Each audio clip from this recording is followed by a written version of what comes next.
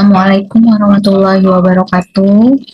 Hadir kembali dengan saya, Devi Trianingsih, untuk mata kuliah keperawatan anak. Kali ini saya akan menyampaikan terkait dengan anatomi fisiologi sistem hematologi, ya, karena ini menjadi dasar bagi pembelajaran materi tentang gangguan sistem hematologi yang terjadi pada anak, yaitu salah satu masalah yang akan dibahas. Kemudian itu adalah asuhan keperawatan dengan leukemia, thalassemia, anemia, dan hemofilia. Kali ini kita akan mempelajari terlebih dahulu tentang sistem hematologi yang akan menjadi dasar mahasiswa memahami tentang gangguan sistem hematologi itu sendiri. Hematologi, pengertiannya itu adalah merupakan bagian dari cabang ilmu kesehatan yang mempelajari tentang darah, organ pembentuk darah, serta penyakit-penyakit yang kaitannya dengan darah. Untuk sistem hematologi sendiri terdiri dari sistem darah itu sendiri serta tempat produksi darah.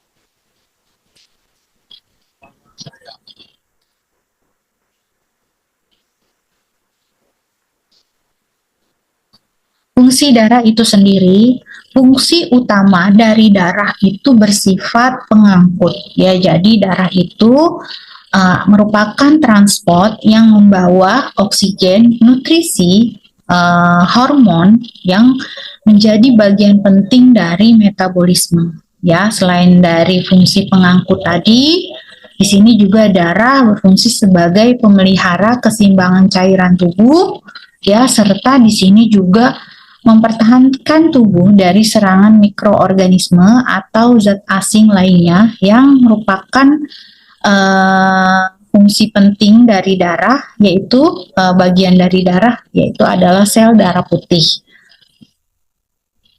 Komponen darah yang dikenal itu terdapat dua, yaitu adalah plasma darah dan sel darah. Untuk sel darah sendiri terdiri dari sel darah merah, sel darah putih, serta yang dikenal dengan keping darah atau trombosit. Nah, untuk plasma darah berfungsi sebagai pelarut bahan-bahan kimia, membawa mineral-mineral terlarut, ya, serta juga menjadi transport panas, penyebar panas dari organ yang lebih hangat ke organ yang lebih dingin. Serta di sini fungsi dari plasma darah itu adalah menjaga agar cairan yang ada di dalam sel dan di luar sel seimbang, ya. Plasma darah itu sendiri mengandung protein-protein penting, ya, yang menjadi bagian dari fungsi darah itu sendiri, yaitu salah satunya apa? Fibrinogen.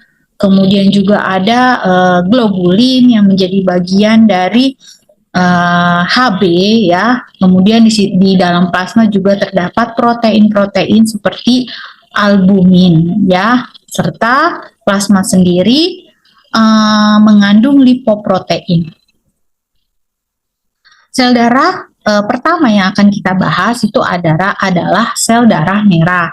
Sel darah merah ini berbentuk bikonkav, ya. Jadi dia kalau dilihat dari gambar, ya, bentuknya cembung cekung begitu, ya, dan bersifat elastis.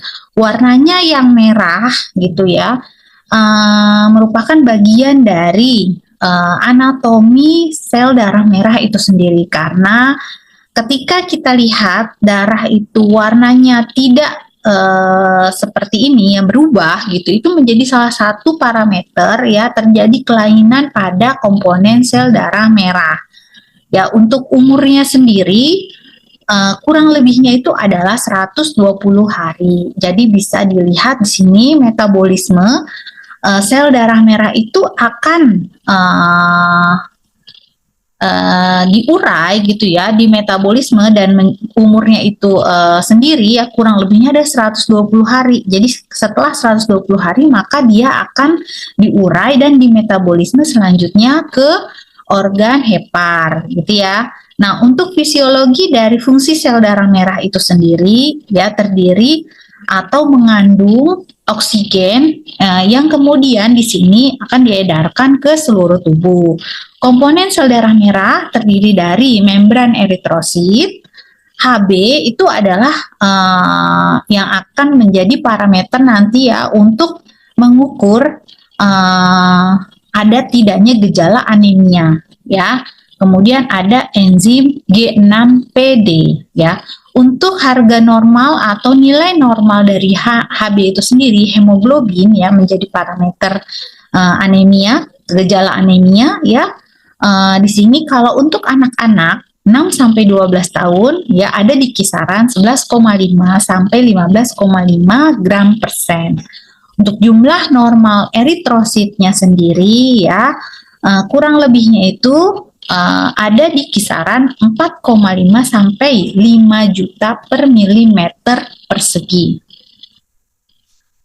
Untuk proses hematopoiesis di sini perlu kita pelajari secara singkat ya, karena ini menjadi bagian penting dari cikal bakal pembentukan darah ya. Untuk eritropoiesis itu sendiri adalah bagaimana mekanisme sel darah merah terbentuk ya, proses pembuatan eritrosit atau sel darah merah. Pada janin dan bayi, proses ini berlangsung di limfa dan sumsum tulang. Jadi yang berfungsi penting dalam pembentukan sel darah merah pada bayi dan janin itu ada pada limfa dan sumsum tulangnya. Kalau untuk dewasa terbatas hanya pada sumsum tulang ya. Nah, mekanismenya sendiri untuk pembentukan sel darah merah, sel darah sendiri berada pada sumsum tulang yang akan membentuk bermacam-macam sel darah. Jadi tidak hanya sel darah merah saja, karena ini berlangsung berbarengan ya, beriringan bersamaan ya, dikenal dengan istilah proses hematopoietik. Nanti kita juga akan pelajari pada proses pembentukan sel darah putih dan sel dan keping darah atau trombosit. Metabolisme dari eritrosit sendiri yang kita tahu tadi dijelaskan sebelumnya, umurnya itu adalah kurang lebih 120 hari. Ketika eritrosit itu sudah usang ya, artinya sudah ada pada usianya ya 120 hari, kemudian akan didestruksi, dihancurkan di limfa ya, kemudian diurai, hemoglobinnya menjadi hem dan globin. Hem itu sendiri berikatan dengan besi ya. Nah, besi digunakan untuk membentuk eritrosit baru ya. Jadi di sini untuk ikatan hem itu tidak dibuang ya, tapi disimpan yang kemudian nanti pada saat pembentukan sel darah merah kembali ya akan berikatan dengan globin ya, globin yang baru. Nah, di sini porfirin yang ada pada ikatan hem tadi ya kemudian berubah menjadi bilirubin ya dan mewarnai urin dan feses ya. Tempat pembentukan sel eritrosit ya terdapat di sumsum tulang, limfa dan hepar ya. Sel darah putih leukosit berfungsi sebagai pertahanan tubuh dari serangan mikroorganisme. Jadi, kalau kita mempelajari tentang fungsi hematologi, erat hubungannya dengan fungsi imunologi. Ya, karena aktor utama dari pertahanan tubuh manusia itu ada di dalam darah, yaitu sel darah putih. Nah, untuk mengenal sel darah putih itu sendiri terdapat dua jenis, yaitu jenis yang bergranul ya atau ada bintik-bintiknya kalau kita lihat secara mikroskopik ya, dan tidak bergranul ya, agranul. Nah, di sini jenis-jenis dari granul itu ya ada eosinofil, basofil, neutrofil. Untuk yang agranul itu terdapat limfosit dan monosit. Leukosit bergranul ya yang tadi disebutkan ini kita kenal ya secara anatomis dan fisiologisnya ya, karena ini ada sedikit perbedaan dari fungsi masing-masing leukosit tersebut ya. Untuk neutrofil sendiri Dia memiliki kemampuan dalam fagositosis, ya, memangsa dan menghancurkan bakteri serta sel tubuh yang mati.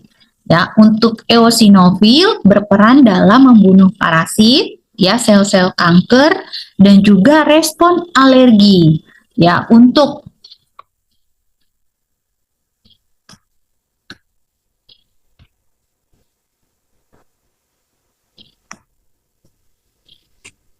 basofil, ya, di sini berperan sebagai agen anti alergi, ya, menghasilkan histamin, dan juga basofil mengandung heparin yang berfungsi dalam mencegah kejadian atau terjadinya pembekuan darah di dalam pembuluh darah. Leukosit tidak bergranul, ya, atau di sini ada dua jenis, ya, limfosit dan monosit. Untuk limfosit sendiri sangat berperan penting dalam proses imunisasi, ya. Pada pembahasan sebelumnya tentang konsep imunisasi, ya, limfosit ini menjadi salah satu komponen, ya, dalam fungsi pertahanan tubuh, ya. Jenis dari limfosit itu, ya, ada di sini sel B, sel T, ya, dan natural killer. Sel B berfungsi dalam membuat antibodi yang mengikat patogen dan menghancurkannya. Nah, untuk antibodi sendiri itu adalah zat yang dibentuk oleh limfosit oleh sel B, ya, dalam berespon terhadap antigen yang dikeluarkan oleh mikroorganisme. Ya, jadi di sini responnya itu adalah membuat antibodi, ya, yang secara spesifik menekan, menghancurkan, gitu ya, mikroorganisme yang menyerang manusia. Untuk sel T sendiri, ya, terdapat jenisnya yaitu CD4 dan CD8. Nah, CD4 dan CD8 ini mengkoordinir tanggapan kerentanan, menahan bakteri intraseluler serta membunuh sel yang terinfeksi virus. Untuk sel natural killer, ya, di sini ada pembunuh alami yang dapat membunuh sel tubuh yang tidak menunjukkan sinyal bahwa dia tidak boleh dibunuh, ya, karena telah terinfeksi virus atau telah menjadi sel kanker. Ya, jadi di sini natural killer itu adalah membunuh sel-sel tubuh yang tidak menunjukkan sinyal, ya. Jadi salah satunya itu adalah jenis dari CA.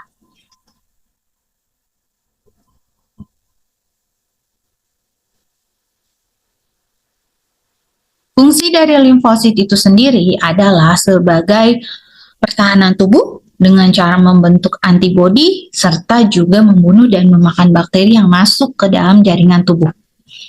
Untuk fungsi dari monosit sendiri bentuknya lebih besar dari komponen sel darah putih lainnya. Dan dia di sini berfungsi sebagai fagosit, ya. Protoplasmanya lebar, warnanya agak abu-abu, mempunyai bintik-bintik kemerahan. Inti selnya bulat panjang, warnanya agak lembayung oranye-oranye seperti itu, ya. Dan di sini dia dikenal sebagai makrofag, ya, pemakan pelumat, ya, setelah dia meninggalkan aliran darah serta masuk ke dalam jaringan. Jadi bisa masuk ke dalam jaringan.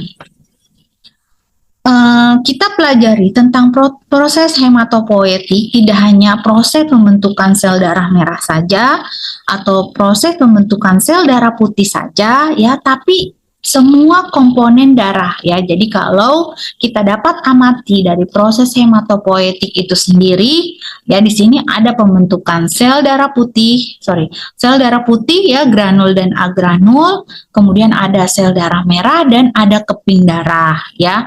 Kita pelajari ini karena pada kasus seperti leukemia, ya, beberapa kategori-kategori yang menjadi klasifikasi dari jenis leukemia itu didasarkan dari proses hematopoietiknya, ya, karena untuk definisi dari leukemia itu sendiri adalah proliferasi abnormal dari proses hematopoietik ini, ya. Jadi sel-sel kanker ya, leukemia ini ya, leukosit yang terbentuk dari sel blast ya, sel muda ya, sehingga di sini yang beredar ke seluruh tubuh itu bukan sel leukemia yang matur, tapi adalah sel blast muda ya, sehingga dia bersifat bertolak belakang dengan fungsi dari leukosit itu sendiri ya. Jadi di sini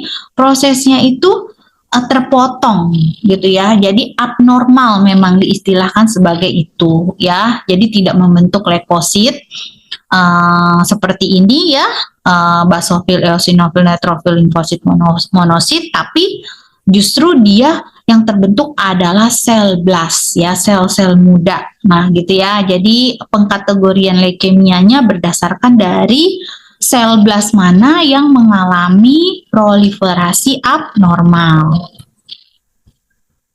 Oke, untuk keping darah itu sendiri, keping darah itu memiliki bentuknya tidak teratur. Kalau melihat dari secara mikroskopis ya, di dalam pembuluh darah ya, dia tersebar ya, seperti kerikil-kerikil begitu ya, bentuknya tidak teratur, maka nama lain dari trombosit kan keping darah ya. Jadi keping kecil dan beredar atau tersebar di semua pembuluh darah ya, tidak memiliki inti sel ya. Kemudian di sini peran penting dari trombosit itu adalah proses pembekuan darah, karena salah satu permulaan atau proses pembekuan darah itu selalu dimulai dari rusaknya trombosit atau terbenturnya trombosit atau terjadi sesuatu pada trombosit sehingga dilanjutkanlah proses pembekuan darah gitu ya, kalau kita lihat dari siklus pembekuan darah. Nah, di sini untuk proses pembentukan trombosit ya sama seperti proses hematopoietik yang sebelumnya kita pelajari. Nah, untuk mekanisme pembekuan darah di sini diawali dari pembuluh darah robek. Ini sebenarnya tidak selalu pembuluh darah robek ya. Di sini identik dengan trombosit yang rusak ya. Jadi nanti ketika kita pelajari ada beberapa kondisi-kondisi yang pembuluh darahnya tidak robek tapi terjadi proses pembekuan darah ya, itu karena ada kerusakan pada trombositnya ya. Jadi trombosit yang rusak, trombosit yang pecah ya, itu menginisiasi ya, menyebabkan protrombin berubah menjadi trombin, dan keberadaan trombin itu menyebabkan fibrinogen yang beredar di pembuluh darah kita berubah menjadi benang-benang fibrin ya. Benang-benang fibrin inilah yang nantinya akan menutup luka gitu ya, menghentikan perdarahan ya, sehingga mekanisme pembekuan darah terjadi gitu. Nah, untuk proses pembekuan darah sendiri ya, terjadinya kan tidak sesimpel yang tadi ya. Jadi ada proses-proses sebelumnya yang melibatkan faktor-faktor pembekuan darah ya. Di sini akan kita pelajari di salah satu gangguannya itu pada asuhan keperawatan anak dengan hemofilia ya. Hemofilia itu terjadi kenapa? Karena salah satu faktor pembekuan darah ya mengalami kekurangan atau ketidakadekuatan ya, sehingga mekanisme pembekuan darah tidak terjadi ya, karena di salah satu faktor pembekuan darah di sini antihemofiliknya itu tidak ada ya, sedikit jumlahnya gitu ya, sehingga terjadi gangguan pada proses pembekuan darah ya. Selain dari faktor antihemofilik, faktor 8 ya, juga ada faktor lainnya di sini ya.